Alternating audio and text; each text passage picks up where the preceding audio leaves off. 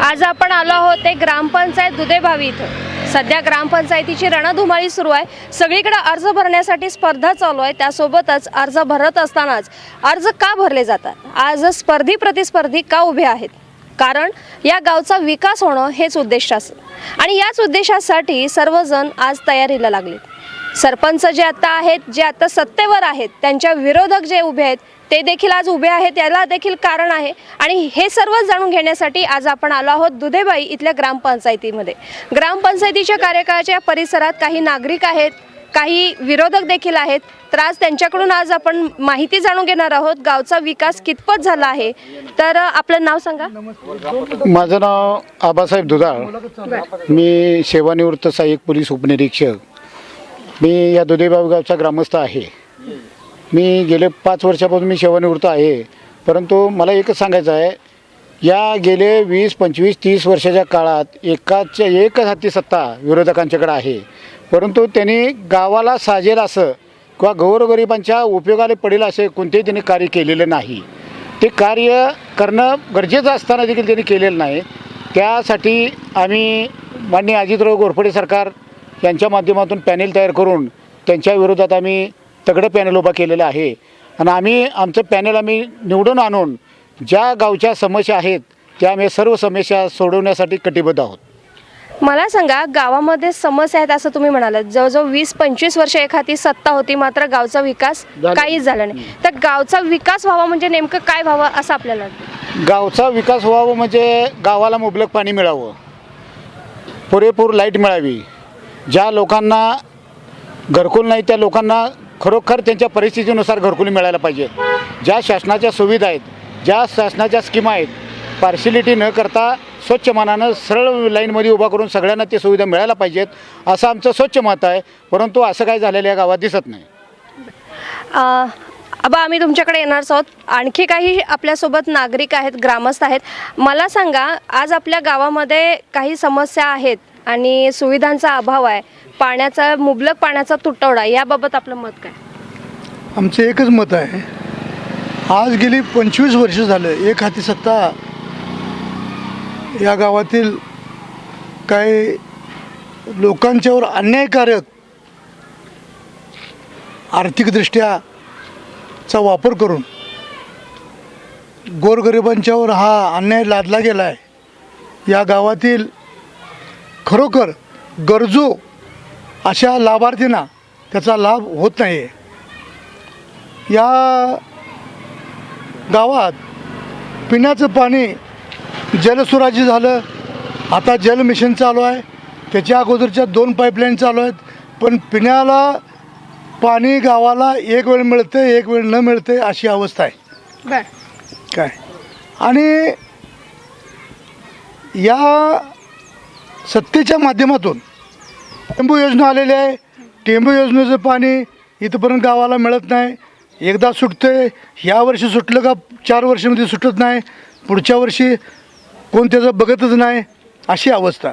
या Ghorpadi M I tank म्हणून आमच्या दुधेबावीच्या जवळ आहे, त्या घोरपडी एम आय टँकच्या खाली 1-2 किलोमीटर आमची जमीन ओलिताखाली येते आहे, पण त्या तलावातून तलाव फुल्ल भरलेला आहे, 10 वर्ष झालं, पण त्या तलावातलं पाणी शेतकऱ्यांना वापरायला मिळत नाही। त्यावर त्यांची संस्था आहे, त्या संस्थेचा या विभागात कधीसुद्धा फायदा झालेला नाही, शेतकऱ्यांना पाणी मिळालेलं नाही, यापासून लोक वंचित आहेत। आता इथंच बघायला गेलं तर आपण जिथं बसलो तेवढाच परिसर चकाचक आहे। जर असंच आपण गावात गेलो तर घाण उकरंडे अमुक तमुक असं घाण साचलेले आहे। गटारीचं आत्ता परवा काम झालं आहे, ह्याच्या ते बी तक्रार करून आम्ही सातत्यानं पाठपुरावा करून ते आता केलं आहे।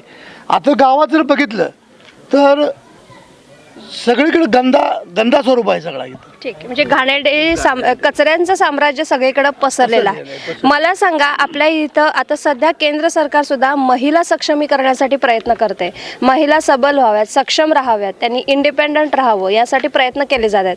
आपण एक शिक्षक म्हणून सेवानिवृत्त आहात, तर आपल्याला काय वाटते की केंद्र सरकारकडून ज्या योजना राबवल्या जातात त्या आपल्या गावापर्यंत पोहोचलेल्या आहेत का? आज तागायत आज एक ही संस्था किंवा एक ही महिला सबलीकरणाचं काम आमच्या दुधेबावी गावामध्ये नाही। बरं. परवाच अजितराव घोरपडे सरकार या ठिकाणी आले होते. त्यांनी महिला सबलीकरण करण्यासाठी त्यांनी वेगवेगळ्या प्रकारचे उपक्रम आमच्यासमोर त्यांनी मांडले.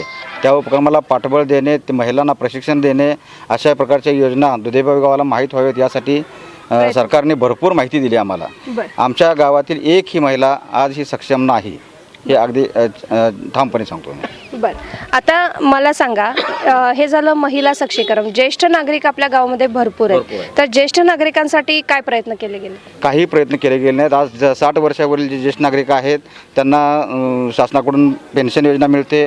आज आमच्या गावात कुणालाही ती पेन्शन योजना मिळत नाही. मिळालं असेल तर तुटपुंजी त्यांच्या जवळच्या समर्थकांना किंवा साध्यांना मिळत असेल. बाकी गावात 60 वर्षावरील 65 वर्षावरील एस टीचे पास हे सुद्धा कोणाला मिळत नाहीत. 75 वर्षे मोफत पास जो आहे तोही मोफत पास कोणाला गावात मिळालेला नाही. मला सांगा, आता सध्या शिक्षणाचा बोजवारा सगळीकडे खेडेगावांमध्ये पाहायला मिळते. खेडेगावातून सगळी शहरीकरणाकडे वाटचाल आहे. तर यामध्ये आपल्या गावामध्ये शैक्षणिक सुविधा कशा आहेत आणि इथं विद्यार्थ्यांना शिक्षण त्या पद्धतीने मिळतं का? विद्यार्थ्यांना या ठिकाणचा शिक्षक जो आहे तो प्राथमिक शिक्षक असेल, माध्यमिक शिक्षक आहेत, पूर्ण ताकदीचे चांगल्या प्रकारचे शिक्षण देणारे शिक्षक आहेत. मी पाहतो आहे, मी सेवानिवृत्त होईपर्यंत अगदी माझ्या गावावर लक्ष होतं पूर्णपणे. पण या गावामध्ये अशी परिस्थिती आहे, विद्यमान जे सत्ताधारी लोक आहेत त्यांनी शेजारच्या गावामध्ये, चोरोशी गावामध्ये त्यांनी स्वतःच्या शाळा सुरू केल्या. त्यामुळे गावातील घराघरातील मुलं ती स्वतःची गाडी करून लोकांच्यावर दहशत माजवून ही मुलं या गावातून त्या गावात नेल्या जातात. गावातल्या शाळा बंद पाडण्याचा प्रयत्न त्यांनी आत्तापर्यंत चाललेला आहे. गेली 4 वर्षापूर्वी आम्ही प्राथमिक शाळा जी समोर आपल्या आहे त्या शाळेमध्ये आम्ही मोफत वह्या 1ली ते 7वीपर्यंतच्या सर्व विषयांना वह्या आम्ही देत होतो. तर त्याच पद्धतीनं हायस्कूल चांगल्या पद्धतीने चालावं यासाठी हायस्कूललाही आम्ही 9वीचे 10 पुस्तकाचे संच आम्ही वेळोवेळी मदत आम्ही करतो त्यांना. ही शाळा भक्कम व्हाव्यात आणि गावातल्या शाळा टिकाव्यात यासाठी. पण ते शाळा बंद करण्याच्या प्रयत्नात वारंवार असतात.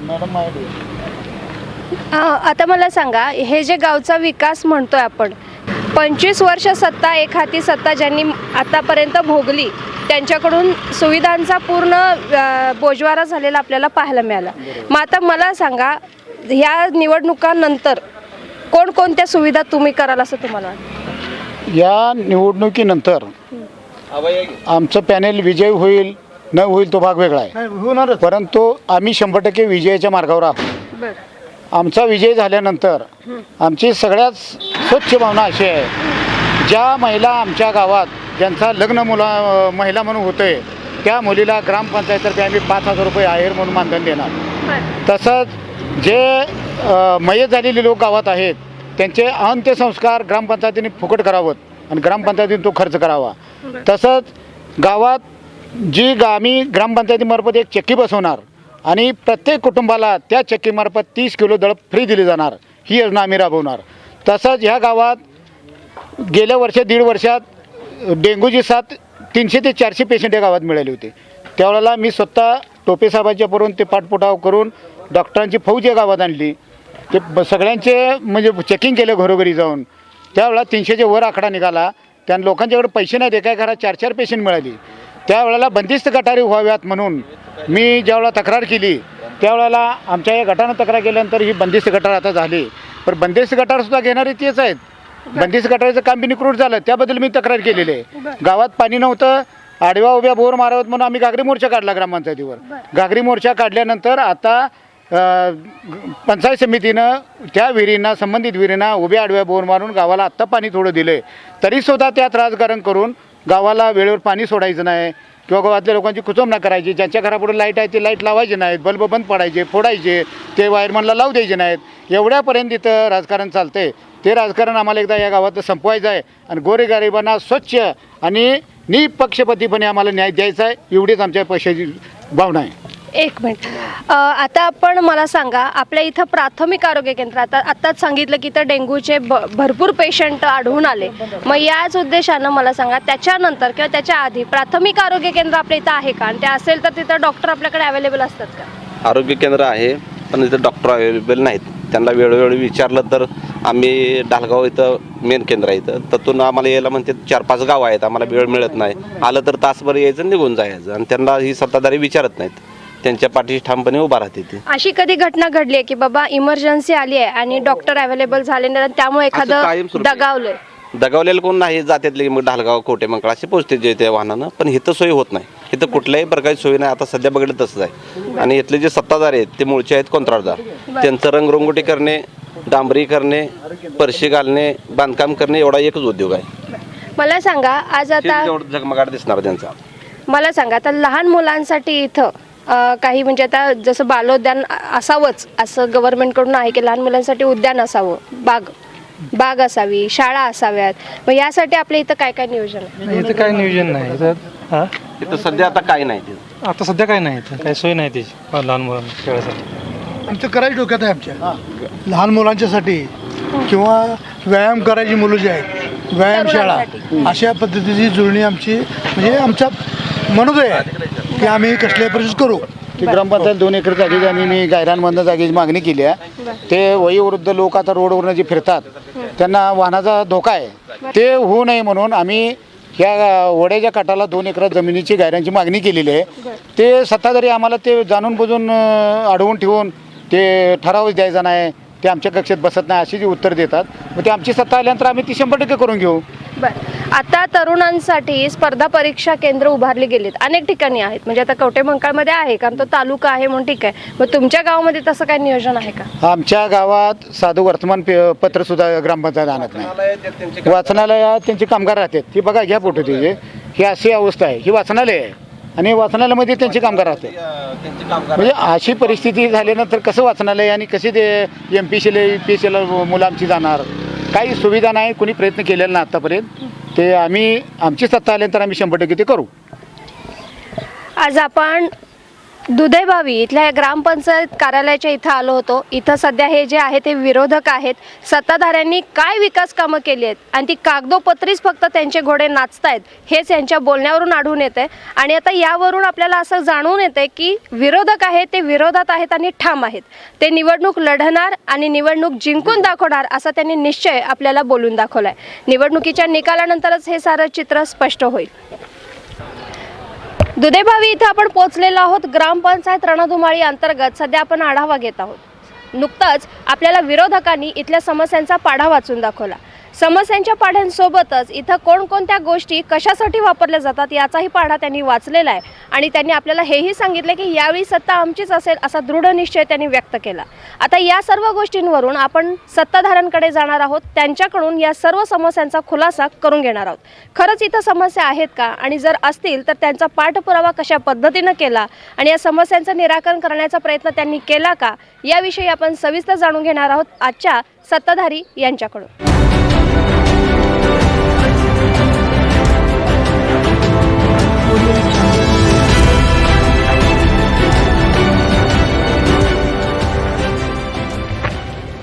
आज दुधेभावी ग्रामस्थ दुधेभावी मतदार यांनी 30 वर्ष झालं कंटिन्यू सत्ता ही आमच्या पॅनेलला दिलेली आहे.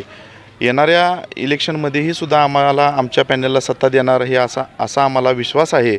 आज गावामध्ये काम करत असताना काही विरोधकांनी टीका केली आम्हाला काही माहीत नाही, पण आज जर समजा बघितलं स्वच्छता असू द्या, इंटरनल बंदिस्त गटर असू द्या, आज गावामध्ये 100% आमच्या पूर्ण बंदिस्त गटर झालेले आहे.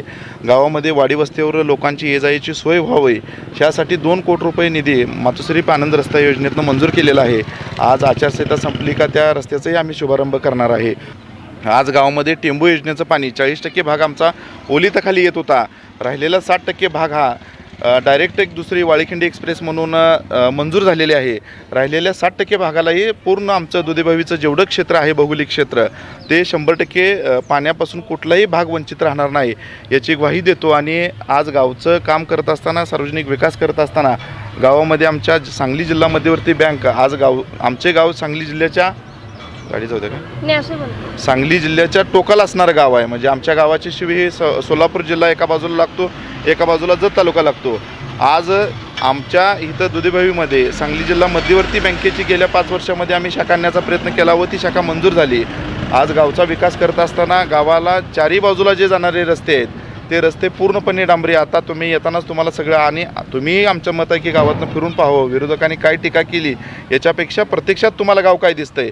आज बंदिस्त गट काही विघ्न संतुष्टी मंडळी आहेत, कारण असताना बंदिस्त गटर प्रत्येक ठिकाणी चेंबर वगैरे सोडलेले आहेत, पण जाणून बुजून गावाची बदनामी व्हावी म्हणून पाणी वरती सोडलं जातं. हाताच्या बोटावर मोजण्या इतपत ती माणसं आहेत. भविष्य काळामध्ये आम्ही ती ग्रामपंचायत मार्फत त्यांचंही उपाययोजना करणार आहे आणि त्यांचा बंदोबस्त करणार आहे. पिण्याच्या पाण्याचा विषय, पिण्याच्या पाण्याची टाकी आता मंजूर झालेली आहे. गावात इंटरनल पूर्ण वाडीवस्ती पाणी पुरवठा पाईपलाईन पूर्ण झालेली आहे. 2 टाक्या गावामध्ये आहेत. एक पाणी आम्ही पिण्याच्या पाण्यासाठी वापरणार आहे, दुसरी पाण्याची टाकी वापरण्यासाठी वापरणार आहे. गावाला 2 तलाव आहेत. आमच्या दोन्ही बाजूच्या गावाला एक घोरपडी तलाव आणि एक दुधेभावी तलाव. त्या दोन्ही तलावापासून आमच्याकडे पिण्याच्या पाण्याचा स्कीम आलेला आहे. गावाला 24 तास पाणी पुरवलं इतकं पाण्याची सोय आहे. आता आम्ही 24 तास लाईट त्या विहिरीला कशी मिळेल यासाठी आम्ही येणाऱ्या आगामी काळामध्ये त्याचा प्रयत्न करणार आहे. आणि शेतकऱ्यांना आज वडापात्रावर आम्ही पाठीमागल्या 25-30 वर्षामध्ये वडापात्राचं 1 मीटरसुद्धा आमची जागा मोकळी नाही, खुली नाही. खालच्या बंधाऱ्याचं पाणी हे वरच्या बंधाऱ्याला थटलं जातं. गावामध्ये विकास काम करत असताना कुठली पक्ष पार्टी वगैरे कुठलंही न बघून घेता जो लाभार्थी आहे, जो पात्र लाभार्थी आहे त्याला त्या लाभार्थीला लाभ देण्याचं काम आम्ही केलेलं आहे. त्यामुळंच आम्हाला कंटिन्यू 30 वर्ष लोकांनी आमच्यावर विश्वास ठेवलेला आहे आणि आम्हाला सत्तेत ठेवलेला आहे. येणाऱ्या 5 वर्षामध्येही नक्कीच विरोधकांनी आज विकासाच्या मुद्द्यावरती बोलावं. म्हणजे आज काम करत असताना बाबांनो पाठीमाग आता जर समजा 5 वर्षाच्या पाठीमागल्या जर मिटिंगच्या प्रोसिडिंग वया काढल्या तुम्ही, तर त्या मिटिंगला आम्हीही उपस्थित आहे, गावातले विरोधकही उपस्थित आहेत.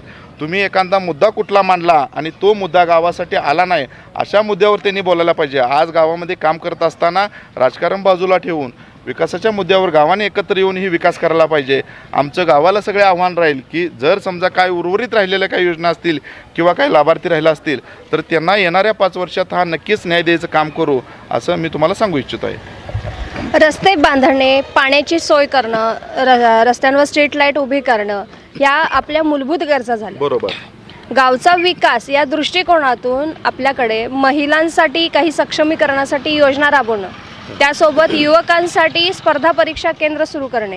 आताच इथे एक वाचनालय म्हणून सांगितलं, मात्र त्याचा वापर हा राहण्यासाठी केला जातो असं सांगण्यात येते. मग याबद्दल आपलं काय मत आहे? नाही, आता भविष्य काळामध्ये आम्ही येणाऱ्या ह्याच्यामध्ये वाचनालय आमच्यात रितसर जी वाचनालय मंजूर घ्यायला पाहिजे, सार्वजनिक वाचनालय त्याची मंजुरी नाही. आम्ही त्याचा प्रस्ताव टाकणार आहे आणि सार्वजनिक वाचनालय, सोशलची लायब्ररी आणि त्यामध्ये सगळं जे स्पर्धा परीक्षेचे पुस्तक जे राहतात ते पुस्तक ठेवून आम्ही नक्कीच दिशा देण्याचं काम करणार आहे. दुसरी गोष्ट तुम्ही सांगितली महिलांचं ग्रामपंचायतमार्फत आम्ही ज्याचं जे हे असतात सक्षमीकरण, महिला सक्षमीकरणाचं जे ग्रामपंचायतमार्फत जे प्रशिक्षण उपाययोजना असतात ते आम्ही घेतलेलं आहे. पण आमच्या गावामध्ये शेळ्या मेंढ्याचा व्यापार वर्ग जास्त असल्यामुळं जास्त लोक हे व्यापार वर्गाकडे आहेत. त्याच्या रिलेटेड भविष्य काळामध्ये आम्हाला काय करता येत असेल, महिलांना त्या व्यापाराच्या निगडीत काय जर उद्योग देता येत असेल तर नक्की आम्ही देण्याचं काम ते करणार आहे. आणि आम्ही तुमच्याकडे परत वळणार आहोत. आणखी इथं काही ग्रामस्थ नागरिक उभे आहेत, तर तुम्हाला काय वाटते की आपल्या गावचा विकास कितपत झाला? नाही, विकास भरपूर झाला आहे. पण जो विकास भरपूर झालेला आहे, परंतु विरोधकाला काय झालं की काही कारण नाही आहे, कुठल्याही गोष्टीवर आरोप करणे हे त्यांचं ध्येय आहे. त्यासाठी ती काही बालिश बडबडत राहतात.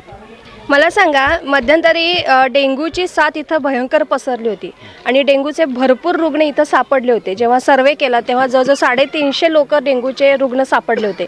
मग त्यावेळी असे रुग्ण सापडण्यामागचं कारण काय होतं? वातावरण प्रदूषित होतं, त्याला काही डेंग्यू येणं. गावात एकही डेंग्यूचा पेशंट नव्हता. आम्ही सगळी वरिष्ठ अधिकारी बोलवून, तहसीलदार आपलं मीडियावाली, मेडिकल यंत्रणा बोलवून पंचायत समितीचे अधिकारी ढालगावच्या विभागाचे अधिकारी बोलवून आम्ही सगळी गावात चौकशी केली तर एकही पेशंट डेंग्यूचा गावात नव्हता. म्हणजे विरोधकांनी जो आरोप केलेला आहे चुकीचं जर आहे. समजा तसं असेल तर डेंग्यूचं सदृश्य जर असेल तर त्याचा ब्लड रिपोर्ट हा 100% मिळतो. कारण डेंग्यू कशाचा आधारे ठरतो की माणसाचा ब्लड सॅम्पल पॅथॉलॉजी लॅबला दिल्यानंतर जर 350 रिपोर्ट असतील तर आमचं स्वागत आहे, म्हणजे विरोधकांचं स्वागत आहे की जर त्याचं उपाययोजना आपण करू. पण 350 रिपोर्ट हे दावायचं काम त्यांनी करायला पाहिजे. मला सांगा, आपल्या गावामध्ये प्राथमिक आरोग्य केंद्राला हा एक वैयक्तिक डॉक्टर मिळत नाही. मग तेव्हा आपल्या प्राथमिक आरोग्य केंद्रामध्ये एखादी इमर्जन्सी आली तर याबाबत काय उपाययोजना? नाही, आम्ही प्रस्ताव प्रत्येक ठिकाणी दिलेलाच आहे, मागणी केलेली आहे, डॉक्टरची मागणी केलेली आहे. उपकेंद्र उपकेंद्र मॅडम आमच्या गावामध्ये प्राथमिक उपकेंद्र आहे, आरोग्य केंद्र नाही. नागज आरोग्य केंद्र अंडर आमचं दुधेभावी गाव येतं आणि उपकेंद्रात प्रत्येक उपकेंद्रामध्ये जिल्हा परिषदनं, सांगली जिल्हा परिषदनं भरती केलेली आहे. त्या प्रत्येक उपकेंद्रामध्ये एक CHO भरती केलेला आहे. तो CHOही तो आमच्याकडे येतोय. आता लेडीज होती त्यांची गैरसोय काहीतरी झाली, कारण की आमचं गाव हे जिल्ह्याच्या टोकाला गाव आहे. भौगोलिकदृष्ट्या जर बघितलं तर ये जायच्या दृष्टीनं वगैरे महिलांसाठी गैरसोयीचं होतं, लांब पडतं. मग महिला आम्हाला अपॉइंट केलेली होती, ती महिला त्यांनी त्यांच्या वैयक्तिक कारणासाठी त्यांनी थांबलेले आहेत. आत्ता परवाच THO वगैरे चर्चा झाली आमची, लवकरच देत आहे असं त्यांनी सांगितलेलं आहे. बरं, इथं लहान मुलांसाठी खेळायला बागडायला उद्यान आहे का? उद्यान आहे आहे की आहे का? हो. त्यामध्ये खेळायला मुलांसाठी काय काय आहे? घसरगुंडी आहे, झोपाळा आहे, बरं. पाळणा आहे. आणि साधारण 8वी ते 10वीच्या मुलांसाठी अभ्यासासाठी काय आहे? 8वी ते 10वीच्या मुलांसाठी इथं काय नाही, 1 ते 7 आहे. बरं, तेवढ्या मुलांसाठी तरी काय? अभ्यासासाठी व्यवस्थित कॅम्प्युटरची सोय आहे इथं. बरं. हो. आपल्या इथं शाळा किती आहेत, म्हणजे साधारण शाळेला प्रतिसाद कसा आहे? काय बाहेर गावला जास्त मुलं जातात का इथंच जास्त आहेत? आणि शाळेला कसं आहे, आता त्या पालकांच्या इच्छेनुसार मुलं, म्हणजे पालकांना ठरवायचं आहे मुलं कुठं घालायचं आहे. त्यामुळं आमची 1 ते 7 मोठी शाळा आहे. वस्ती भागावर प्रत्येक वस्ती भागावर 1 ते 4 शाळेच्या आमच्या सोय आहे. म्हणजे आज फोंडी वस्ती शाळा आहे, पडळकर वस्ती शाळा आहे, पुन्हा गावामध्ये आहे. गावामध्ये 5वी ते 10वीपर्यंत हायस्कूल आहे. त्यामुळे शैक्षणिकदृष्ट्या म्हणजे गावामध्ये कुठली उणीव आहे अशातला विषय राहिलेला नाही. जवळचा शेतीसाठी इथं पाण्याचा प्रश्न प्रलंबित आहे. शेतीला पाणी मिळत नाही असं इथल्या नागरिकांचं म्हणणं आहे. मग याबाबत आपलं काय मत आहे? कारण आता तुम्ही आत्ता सांगितलं की गावातल्या नागरिकांना पिण्यासाठी आणि इतर वापरासाठी पाण्याची सोय केली. मग शेतामध्ये पाणी मिळावं यासाठी आपण काय केलं? मॅडम, मगाशीच मी तुम्हाला सांगितलं, गावाचा आमचा 40% भाग हा टेंबू योजनेमध्ये ऑलरेडी समाविष्ट आहे. राहिलेला 60% भागाला एक वाळीखिंडी एक्सप्रेस म्हणून, गावाला सगळ्याला माहीत आहे, त्याचा सर्वे झालेला आहे. वाळीखिंडी एक्सप्रेस म्हणून आता नवीन मंजूर झालेले आहे. त्या जिथं रिक्वायरमेंट भौगोलिक परिस्थितीनुसार जिथं त्याला फिडरची आवश्यकता आहे तिथं फिडर आम्ही 100% काढून घेणार आहे. राहिला विषय तुम्ही म्हणताय की पाण्याची सोय. आज जर समजा आमच्या ओढ्यापात्रावर तुम्ही गावामध्ये 2 मोठं नालं आहेत, म्हणजे आग्रीनंतरचं कवठेमंकाळ तालुक्यात ओढा असणारा आमचा दुधेबी ओढापात्र आहे. त्या ओढापात्रामध्ये खालच्या बंधाऱ्याचं वरच्या बंधाऱ्याला पाणी थटेल. म्हणजे कुठेही तुम्हाला 10 मीटरच्या वर गॅप कुठे मिळणार नाही. 10 मीटरच्या आत तुम्हाला गॅप मिळेल. म्हणजे पाण्याचं जिथं पावसाचं पाणी पडतं किंवा टेंबू योजनेचं पाणी मिळतं त्या टायमाला प्रत्येक शेतकऱ्याच्या बांधाला ओढ्यालगतच्या असेल. आज 80% लोकांच्या ओढ्यापात्रालगत विहिरी आहे, त्यांना कुणालाही पाण्याची काय अडचण नाही. म्हणजे आज जर समजा आमच्या ढालगाव परिसरात जर सगळ्यात सुखी गाव असणार कुठलं पाण्याच्या दृष्टीनं असेल तर दुधेभावी. तुम्हाला कोणी सांगेल. आज जर समजा उत्पन्नाच्या बाबतीमध्ये शेतीच्या बघितलं तर दुधेभावी आमचा आघाडीवर आहे. आज आमच्या गावात म्हणजे जनावरांची संख्या असू द्या, कारण की मोठ्या प्रमाणात त्याची सोय आहे. आणि विरोधकाला काय मुद्दा ठीक आहे ना, भौगोलिक परिस्थिती काय आहे आज सगळ्या गावाला माहीत आहे. तुम्ही काय म्हटला की पाण्याची सोय नाही, शेतीच्या पाण्याची सोय नाही. शेतीच्या पाण्याचे आज महाराष्ट्र शासनामध्ये नद्याजोड प्रकल्प शासनाने केलं. आज आमच्या गावानं मिळून 2 नालं, तुम्हाला जर समजा तुम्ही कॅमेरा फिरलो तर तुम्हाला दिसेल, ही एक नाला आहे आणि ही एक नाला आहे, असं 2 नाला इथं. त्या 2 नालं लोकांनी मिळून 700 मीटर 7 मीटर खोलीनं त्याचं खुदाईकरण करून 2 नालं आम्ही कनेक्ट केलं. आणि जो दुसरा घोरपडी MI टँक म्हणून गावाच्या आमच्या उजव्या बाजूला आहे, तो जवळजवळ माझ्या अंदाजानं 15 वर्षामध्ये कधीही भरलेला नव्हता. वेस्टवेअरमधनं त्याच्या पाणी गेलेलं नव्हतं. पण जेव्हापासून आम्ही सगळ्या गावानं मिळून, म्हणजे काय त्यामध्ये विरोधकांनी ते अडवायचं काम केलेलं होतं, पण ह्या सत्ताधाऱ्यांनी आम्ही सगळ्यांनी मिळून तो स्ट्रेंच मारला आणि 2 नालं कनेक्ट करून घेतलं. त्यामुळं आमच्या गावात 5 वर्ष झालं कुठल्याही प्रकारचा दुष्काळ नव्हता. आता निसर्गाची अवकृपा आहे, त्याला दुधेभावी अपवाद आहे अशातला विषय नाही. आज बघितलं तर महाराष्ट्रामध्ये परिस्थिती दुष्काळग्रस्त परिस्थिती आहे. त्यामध्ये दुधेभावीतच एवढा दुष्काळ पडला अशातला विषय नाही. तरीही पाणी काल आम्ही टेंबूचं चालू केलेलं आहे. दोन्ही जे हे आहेत म्हणजे तलाव आहेत, त्या दोन्ही तलावात पाणी घेऊन आम्हाला आमच्या गावाच्या हद्दीत असलेलं बंधारं जे ओढापात्रावर बंधारं आहेत ते 100% आम्ही भरून घेण्याचा प्रयत्न करणार आहे. आपल्या गावामध्ये ठराविक ठिकाणी स्वच्छता आणि सुशोभीकरण दिसते आणि बाकीच्या ठिकाणी कचऱ्याचं आणि घाणीचं साम्राज्य पसरलंय असं इथल्या नागरिकांचं म्हणणं आहे. त्याबाबत नाही मॅडम, कसं आहे, आता लोक काय टीका विरोधकांचं काम करत राहतात, पण आम्ही तसा कुठलाही दुजाभाव न करता जेवढं आपल्याला आता जिथं पाणी आउटलेट गटरचं बंदिस्त गटरचं आउटलेट होतं तिथं नॅडॅपची सोय केलेली आहे. म्हणजे पाणी ते मुरून पुन्हा त्या लोकांना वापरता येऊ ह्या हिशोबाने व्यवस्था केलेली आहे. जमिनीत पाणी मुरून आणि कुठेही तुम्हाला ठीक आहे, म्हणजे शेतकऱ्यांना प्रत्येक घरवाल्यांना त्याचं सोय केलेली आहे. म्हणजे नियर बाय म्हणजे ओला कचरा सुका कचरा घंटागाडी आम्ही ग्रामपंचायतनं घेतलेलं आहे. म्हणजे शेवटी जर समजा मला घाणच करायची आहे माझी मानसिकता असेल तर त्याला इलाज नाही. आज जर समजा बंदिस्त गटर करत असताना बंदिस्त गटरच्या प्रत्येक नालीचा असू द्या किंवा ह्याचा असू द्या ट्रॅपचा असू द्या ते प्रत्येक पाणी त्या गटरमध्ये सोडायचं काम केलेलं आहे. काय असंतुष्ट आत्म गावामध्ये आहेत. म्हणजे कुठं जाईल तर समाजामध्ये तसे राहतात. काही ठिकाणी तुम्हाला उघड्यावर पाणी सोडलेलं दिसेल आणि भविष्यकाळामध्ये ग्रामपंचायत त्यांच्यावर नक्की कारवाई करेल. आता सध्या ही निवडणूक लागलेली आहे, विरोधक आहेत, सत्ताधारी आहेत. तर आता तुम्हाला या निवडणुकीच्या माध्यमातून, आमच्या मीडियाच्या माध्यमातून, निवडणुकांमध्ये जर आपली सत्ता आली तर त्यामध्ये तुम्ही काय काय पूर्णता कराल याची ग्वाही तुम्ही आता नाही, नागरिकांना आता तुम्ही मगाशी आपला मुद्दा झाल्याप्रमाणे आज गावामध्ये जी मुलं आहेत त्यांना स्पर्धा परीक्षेसाठी भविष्यकाळामध्ये एक सुसज्ज अशी स्पर्धा परीक्षेच्या पुस्तक असणारी लायब्ररी पूर्णपणे करून देणार. आज गावाच्या उर्वरित राहिलेलं तुम्हाला म्हणलेला भाग जे आहे लवकरच त्या टेंबू योजनेचं काम चालू होणार आहे. म्हणजे पाणी आता डायरेक्ट शेतकऱ्याच्या बांधाला, म्हणजे आता आमच्या गावातल्या 70-80% लोकांना पिण्याच्या म्हणजे जमिनीच्या पाण्याचीसुद्धा कमतरता नाही, पण डायरेक्ट टेंबूचं पाणी हे त्याच्या बांधावर जावावं. ह्या कशा पद्धतीनं उपाययोजना करतील त्या पद्धतीनं आमची वाटचाल चालू आहे. 2 तलाव आहेत, दोन्ही तलाव हा टेंबूमधनं फिडिंगमध्ये आम्ही घेतलेला आहे. त्यामुळं पाण्या दोन्ही बाजूला म्हणजे भौगोलिकदृष्ट्या गाव आमचं असं आहे की दोन्ही डोक्याला म्हणजे उजव्या बाजूला नाल्याच्या एक तलाव आहे आणि डाव्या बाजूला एक तलाव आहे. दोन्ही तलावाचं बांध आमच्या हद्दीमध्ये आहेत, पाणी दुसऱ्याच्या हद्दीमध्ये साचतं आणि त्या पाण्याचं लाभार्थी मॅक्झिमम आम्ही आहे. त्यामुळं भविष्यकाळामध्ये नॅचरलीच आमची गावाची रचना अशी आहे की पाण्याची कमतरता काहीसुद्धा नाही. भविष्यकाळामध्ये जे उर्वरित राहिलेलं काय आहे ते, आणि गावामध्ये जर समजा तुम्ही बघितलं तर मातोश्री पानंद रस्ते योजनेमधनं आम्ही 1.5 कोटी रुपये आता आणलेले आहेत. गावात जे वस्ती भागावरती जायला लोकांना जे आहेत म्हणजे काय गावात वस्त्या वंचित राहिलेल्या आहेत त्या वस्ती भागावर जायला आम्हाला लोकांच्यासाठी रस्ते करता यावं, त्यासाठी आचारसंहिता संपली का काय कामांचं वर्क ऑर्डरसुद्धा झालेलं आहेत, पण आचारसंहितेच्या काळामध्ये ते करता येत नाहीत म्हणून आम्ही केलेलं नाही. राहिला विषय आमचा दुधेभावी ते निमज रस्ता, तोही 100% डांबरी होतोय. दुधेभावी ते जुनोनी रस्ता तोही 100% डांबरी होतोय. दुधेभावी ते बेवणूर रस्ता तुम्ही जाऊन आला तर तुम्हाला तो डांबरी चांगला दिसेल. दुधेभावी ते ढोलीवाडी रस्ता डांबरी दिसेल. दुधेभावी ते ढालगाव रस्ता तोही डांबरी केलेला आहे. ढालगाव रस्त्यावरती तर आमच्या चढ होता, म्हणजे आमच्या गावातल्या ज्या टायमाला गाड्या जात होत्या एस टीतल्या लोकांना उतरायला लागत होतं आणि त्या लोकांनी एस टीवर ढकलायची आणि पुन्हा ती एस टी चढ पार करायची. कुठलीही उसाची गाडी जात नव्हती, जड वाहतूक कुठलीही जात नव्हती. आज आम्ही तो 7 मीटर 8 मीटरनं चढ खाली बसवलेला आहे. त्यामुळे इझिली सायकलवालासुद्धा इझिली आता मूव्ह होतोय अशा पद्धतीने केलेला आहे. आज गावात विकास काम करत असताना कोट्यावधी रुपयेचा निधी आणलेला आहे. त्यामध्ये गावाचंही सहकार्य आहे. गावात सगळ्या युनिटी असल्यामुळं काय म्हणजे विरोधक आहेत, विरोधक त्यांचं काम करतात. फक्त काय काम करतात, एखादी योजना राबवत असताना त्याच्या आडवं पडून जर समजा आता तुम्ही म्हटला तर ग्रामपंचायत उघडायला हवं, पण त्या ग्रामपंचायतमध्ये एखाद्या विकास कामावरती एकदा अर्ज दिल्यानंतर पुन्हा ती थांबायला पाहिजे. म्हणजे एकदा एखाद्या गोष्टीचं निरसन झाल्यानंतर थांबायला पाहिजे, पण एकाच गोष्टीवरती तुम्हाला 20-20 वेळा अर्ज दिसतील.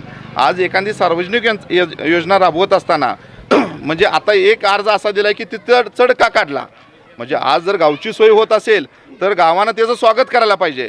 पण आज गावातले जे विरोधक तुम्ही म्हणला त्या विरोधकांच्या त्या अर्जावरती सह्या आहेत आणि चढ का काढला, चढ काढणं हा गावासाठी जर गुन्हा असेल तर ते सत्ताधाऱ्यांनी गुन्हाच केला. म्हणजे जर समजा अशा प्रवृत्तीचे लोक जर असतील तर त्यांना जनता धडा शिकवल्याशिवाय राहणार नाही. आज आमच्या गावातले 700 लोकांवरची मतदार यादीतली नावं कमी व्हावी म्हणून विरोधकांनी अर्ज दिलेला आहे. आज जर समजा जर आपल्या गावापासून काही लोक उद्योगधंद्यासाठी व्यवसायासाठी जर बाहेर असतील, नोकरीसाठी बाहेर असतील तर त्यांना गावानं आव्हान करायला पाहिजे, बाबांनो शहर सोडा आणि गावामध्ये या, म्हणजे गावाची शोभा वाढवा. तसं न म्हणता तुम्ही गाव सोडून जावा जर विरोधक म्हणत असतील तर त्याला जनता धडा शिकवल्याशिवाय राहणार नाही. जाता जाता आपण आपल्या नागरिकांना काय आवाहन करू इच्छिता? नाही, नागरिका सुजान मतदार राजा आहे, तो नक्कीच पात्र बघून दान करणार आहे. आज तुम्ही जे सांगितलं किंवा गावाला जनतेला म्हणजे कुणालाही सांगायची आवश्यकता नाही कोण काय करतंय. आज जर समजा बघितलं तर गावामध्ये विरोधक आमचा कधीही तालुक्याच्या ठिकाणी जिल्ह्याच्या ठिकाणी म्हणजे एखाद्या सर्वसामान्य माणसाचं काम आहे म्हणून कधीही गेलेलं नाही. हे मी सांगायची आवश्यकता नाही, तुम्ही गावात कुणाला विचारलं तर सांगतील तुम्हाला. त्यामुळे सुजान जनता आहे, हे सुजान जनता पात्र बघून दान करणार आणि नक्कीच पाठीमागल्या 30 वर्षामध्ये आम्हाला त्याचं न्याय दिलेला आहे. येणाऱ्या 5 वर्षामध्येही जनता न्याय दिल्याशिवाय राहणार नाही असं जनतेला आवाहन करतो. आणि उर्वरित काय नजर चुकीने राहिली असतील कामं तर नक्कीच ते करण्याचा आम्ही प्रयत्न करू. आपल्या पॅनलचे जे प्रमुख आहेत, विकास हाके सभापती होते, तर त्यांनी मागील इलेक्शनमध्ये तुम्ही जो अजेंडा वापरलात, जो अजेंडा सांगितलात की बाबा आम्ही या कामांची पूर्णता करू याची तुम्ही ग्वाही दिली, त्या अजेंड्यामधली किती कामं आत्तापर्यंत पूर्ण झाली आहेत आणि जी राहिली आहेत त्याबद्दल थोडक्यात सांगा. आता शेतकऱ्यांच्या तुम्ही म्हटला मॅडम, शेतकऱ्यांच्या पाण्याचं जे वीज होते, वीज आम्हाला टोकाचं गाव असल्यामुळं प्रॉब्लेम येत होता. कारण की मेन स्टेशन आमचं रांजणीमध्ये आहे. रांजणीमधून सप्लाय त्याचा ढालगावला येतो, ढालगावमधनं सबस्टेशन आणि ढालगावमधून आम्हाला सप्लाय होतो. म्हणजे जर समजा ब्रेक झालं का पूर्ण आमचं बंद होत होतं. 33 किलोमीटर जवळजवळ अंतर होतं. आज आम्ही सबस्टेशन दुधेभावीमध्ये मंजूर केलेलं आहे. भविष्यकाळ 1-2 महिन्यामध्ये त्याचं काम चालू होणार आहे. आज शेतकऱ्यांना पिण्याच्या म्हणजे शेतीच्या पाण्याचा प्रामुख्यानं विषय होता, तो 100% आम्ही मिटवलेला आहे. आज पिण्याच्या पाण्याचा विषय असू द्या, ती पाणीपुरवठ्याचं जलजीवन मिशन अंतर्गत आम्ही गाव मंजूर करून ते प्रत्येकाच्या हर घर जल ह्या योजनेअंतर्गत पाणी प्रत्येकाच्या दारामध्ये दिलेलं आहे. व राहिला विषय शाळेचा विषय भक्कम पाया केलेला आहे. मुलांची गुणवत्ता सुधारावी ह्यासाठी ग्रामपंचायतसुद्धा प्रयत्न करत आहे. प्रत्येक पालक मिटिंगला ग्रामपंचायत असते, म्हणजे मुलांची शैक्षणिक दर्जा म्हणजे भविष्याची पिढी ही भक्कम घडावी ह्यासाठी सगळ्या गोष्टीवरती गावाचं ग्रामपंचायतचं सगळ्याचंही लक्ष आहे. बरं, या 5 वर्षात जी विकास कामं केली ते आपण थोडक्यात सांगितले. आता जे राहिली आहेत ती किती राहिली आहेत कामं, की कुठली कुठली करायची राहिली त्याबद्दल थोडक्यात सांगा. नाही, आता विषय काय तुम्हाला सांगितलेलं टेम्पोचं एक आमचं काम ह्याच्यावर आहे, प्रगतीपथावर आहे. नाही, पेंडिंग म्हणजे प्रगतीपथावर आहे. म्हणजे आम्ही मंजूर करून लोकप्रतिनिधीच्या सगळ्या पाठीमागं लागून आम्हाला ती राहिलेलं योजनेपासून वंचित असणारा भाग जो होता ती योजनेत समाविष्ट केलेला आहे. हां, आणि 2 TMCचं म्हणजे पाण्याची आवश्यकता होती. ज्या टायमाला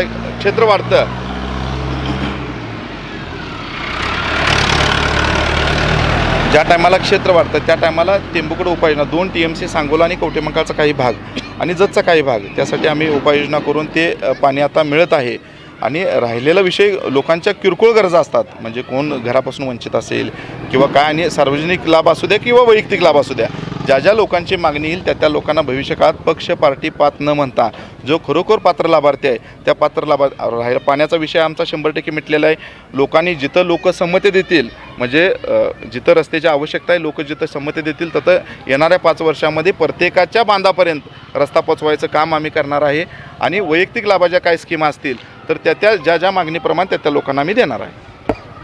आपण एक सुजाण नागरिक म्हणून या गावाचे ग्रामस्थ आहात, आपल्याला काय सांगायचं? आता कसं आहे, दुधेभावीमध्ये सगळे रस्ते सुसज्ज आहेत. प्राथमिक शाळा असतील त्याच्यासुद्धा इमारती खूप छान आहेत. आणि पडळकर वस्ती असेल, फोंडे वस्ती असेल, इथंसुद्धा आपल्या अंगणवाड्या आहेत, तिथल्यासुद्धा इमारती आहेत, ते सुद्धा खूप छान आहेत. आणि प्राथमिक वर्गसुद्धा चांगले आहेत. म्हणजे बऱ्यापैकी सगळी कामं झालेली आहेत. अजून काय राहिलेले असतील ते सुद्धा आम्ही करण्याचा प्रयत्न करणार आहोत. आता येणाऱ्या आता जी निवडणूक आलेली आहे, या निवडणुकीच्या पार्श्वभूमीवर आपण नागरिकांना काय आवाहन करणार? नाही, आता आव्हान म्हणजे कसं आहे, आता बऱ्यापैकी सगळे कामं झालेलेच आहेत. आता राहिलेला तो विषय म्हणजे आता तो वाळेखिंडी एक्सप्रेस ते काय आता झालेलंच आहे. तो पण काम आता पूर्ण होईलच आणि प्रत्येकाच्या बांधापर्यंत पाणी पोहोचेल 100% हा विश्वास देतो. या इलेक्शनमध्ये आपली सत्ता येईल असा आपल्याला विश्वास आहे? 100%. आपल्याला काय वाटतं? 100% सुजाण मतदान आहे. तो मतदार पात्र बघून दान करणार आणि कोण काय करू शकतो किंवा कुणाच्या कामाची पद्धत काय. आज सगळं 30 वर्ष मॅडम सत्ता देतात, म्हणजे ते लोक पात्र बघूनच दान करतात. भविष्य काळामध्ये सुद्धा लोक विकासाला न्याय देतील ही अपेक्षा व्यक्त करतोय. आज आपण दुधेभावी इथल्या ग्रामपंचायतीच्या रणधुमाळी अंतर्गत आलो होतो. इथं विरोधकांकडून काही प्रश्नांचा पाढा वाचण्यात आला, समस्यांचा पाढा वाचण्यात आला, त्यासोबतच इथं कोणकोणत्या गोष्टींचा अभाव आहे हेही सांगण्यात आलं होतं. मात्र आज सत्ताधारी ज्यांनी 30 वर्ष एक हाती सत्ता भोगली त्यांनी आपल्याला यावर स्पष्टीकरण दिलेलं आहे, उत्तर दिलेलं आहे. विकास कामं जवळजवळ पूर्ण झालेली आहेत. राहिली जोखली कामं ही झाले, आता होणाऱ्या निवडणुकींमधून जर त्यांची सत्ता आली तर ते पूर्ण करणार अशी ग्वाही त्यांनी दिलेली आहे. ग्रामपंचायत रणधुमाळी अंतर्गत दुधेभावी ग्रामपंचायतीच्या माध्यमातून आपण इथल्या गावाला भेट दिली आहे. इथल्या गावाचा लेखाजोखा मांडण्याचा प्रयत्न केला आहे. आता होणाऱ्या निवडणुकीमधूनच अंतिम निकालानंतर स्पष्ट होणार की सत्ता कुणाची आहे.